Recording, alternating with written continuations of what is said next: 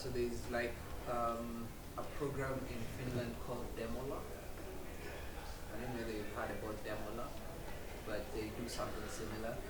And then Waterloo. Waterloo in Canada also has something similar where they actually bring industry leaders who then feed into the chain with academia. Okay, that's just based on the studies I'm doing on hubs and innovation. Then on just another slight addition is on the issue of basically the culture locally.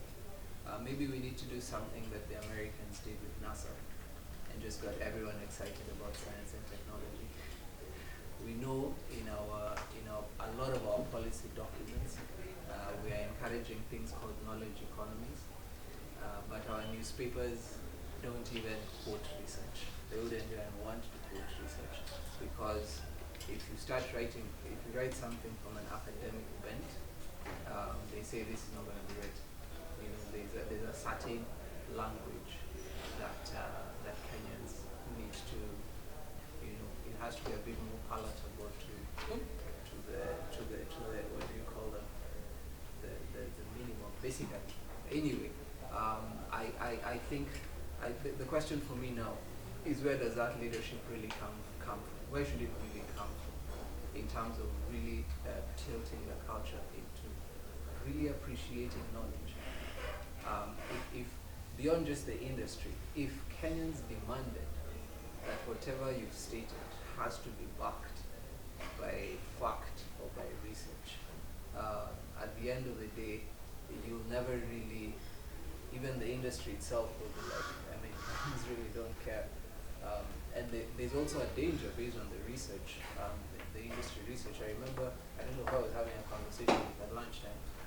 Money influences research. If you finance a given research, you tend to want a given outcome. So there's also a kind of independence that the researcher needs to have. And I think that is an influence that needs to come from the setting itself, from the culture itself, that you know, we respect knowledge as well and we want to use it. Yes. So Anne is signaling me here that time is up. I know that there's a lot that we could have talked about this, and it's good even to think about that as we go out of here. So there's a lot that we've had or we've gained from here today, but we need to build those kind of relationships that are really going to be beneficial to that supervision process. Those that are going to encourage our students, those that are going to provide them the necessary guidance so as to be able to complete. We can have more PhDs and we can have the PhDs being completed on time. So I think on that note, thank you so much. And Petronila, I think we should clap for her. I think that was useful. But I wanted to, something which I've been thinking, when we came up with this program, I think we did think about the two words, supervision and mentorship.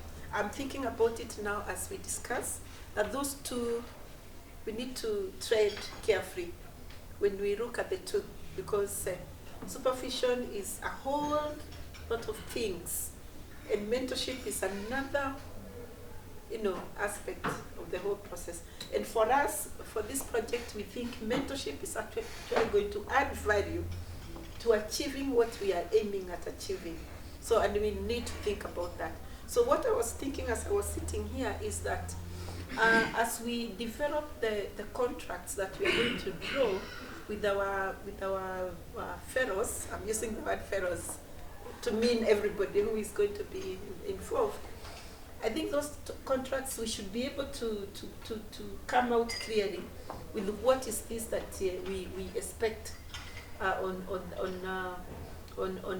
with regards to supervision and also mentorship. And because they will also have a space where the supervisor can sign, and the faculty members have been involved in this process, I think we'll have a buy-in we'll reach a point of agreement on how much is doable, because we might bite so much, and we need to make sure that we bite something that we can chew, because we might, we need to move, cautiously, so that we do not, mess along the way. Yeah, so this is something which we have to think about. I think me and Matthew and Raftosh, it's something which I think we need to sit down and think about. Then we'll get back to our faculty team that we've been working with to guide us on how best we can achieve results that are beneficial to the institutions and also beneficial to the project. So I think this is something which we need to think about. I think we move to the next stage. Should I start with the next step, or should we start with the evaluation? Which one do you want to come first? Can I make a comment on the last? Yes. I think the last item you have said is very important, because all the students you are having are registered in specific universities. Yes. And given that they are registered in specific universities, Yes. then it means by the time they're submitting their work, there should be no conflict about that work. So I'm seeing like where where the students are coming from is maybe this an avenue where they could get a lot of support, a lot of mentorship, as opposed to supervision. Okay. As opposed to supervision, so that the conflict of where does your PhD really belong? Are you the one who did your PhD, or is the industry do for you the PhD? Doesn't arise as they go forward towards examination. I think it is an important thing that needs to be looked at, and maybe perhaps also avenues where the